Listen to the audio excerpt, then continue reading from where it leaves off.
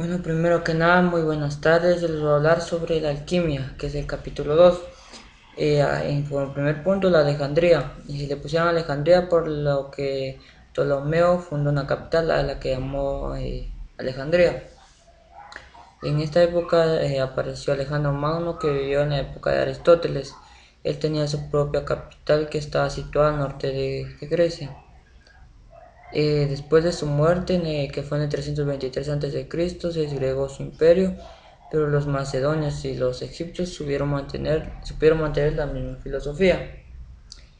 Eh, Luego apareció Ptolomeo, que creó su capital en Egipto, a la que le llamó Alejandría, y creó y levantó un museo llamado Musas. También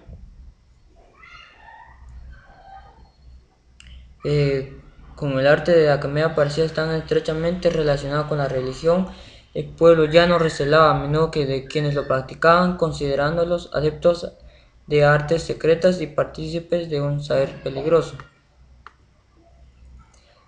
Eh, el primer practicante de la comedia grego-egipcia que conocemos por su nombre fue Bolos Mendes, que fue en el 200 a.C.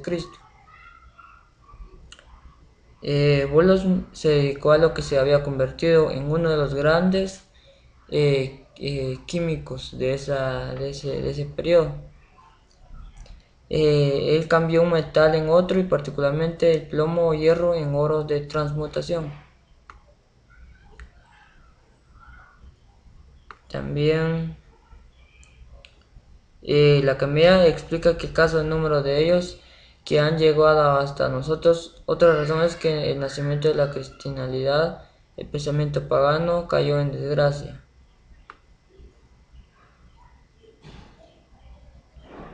Luego aparecieron los árabes, que fue en el siglo VII. Los árabes entraron en escena, hasta entonces habían permanecido aislados en la península desértica. Estaban estimulados por la región islam fundada por Mahoma, se extendieron en todas direcciones. Sus ejércitos victoriosos conquistaron extensos territorios del oeste de Asia. ¿Qué quiere decir? De que todos estos árabes están dispersos por todo el mundo.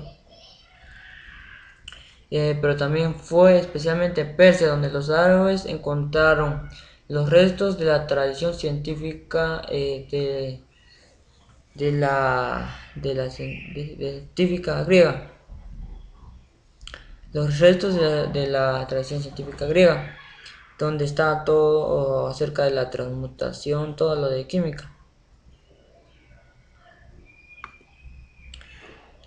También eh, al arte de la química se convirtió en alquimia, siendo el prefijo correspondiente a la. Finalmente la palabra se adoptó en Europa como la alquimia.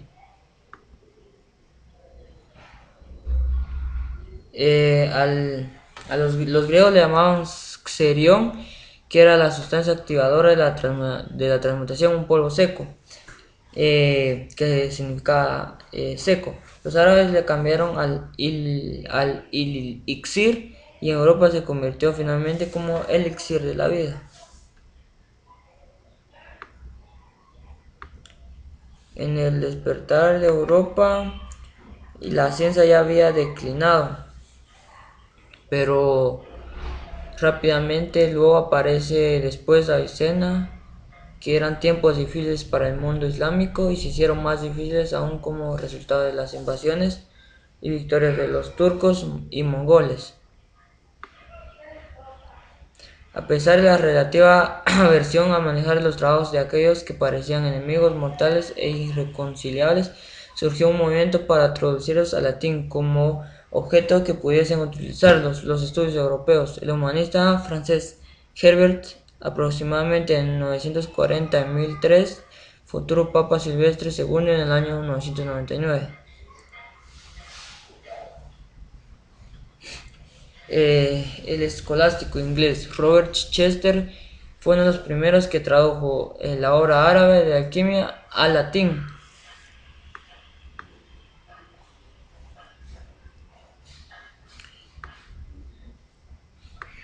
Luego vamos al fin de la alquimia, donde esto ya estaba más o menos acabando todo lo de la transmutación y ciertas cosas.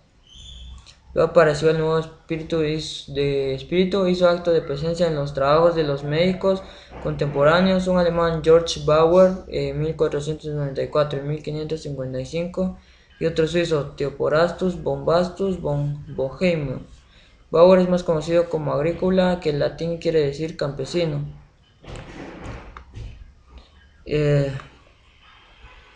También apareció Paracelso como Avicena, 5 siglos antes. Representó un desplazamiento del centro de interés de la alquimia, otro hacia la medicina. Paracelso mantenía que el fin de la alquimia no era el descubrimiento de técnicas de transmutación, sino la preparación de medicamentos que curasen las enfermedades.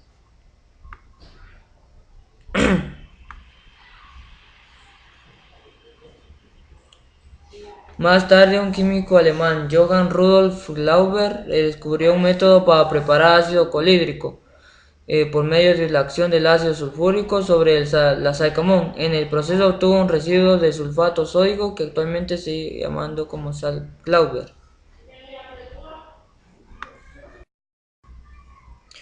Luego apareció Johann Tolde, publicó un texto más especializado. No se sabe nada más sobre su autor. También habló sobre el volumen titulado La carroza triunfal del antimonio. Trata sobre los usos médicos de este metal y sus derivados.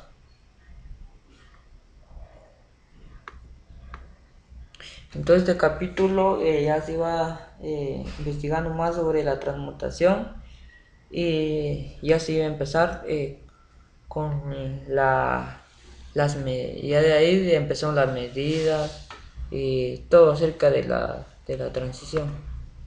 Esto fue todo.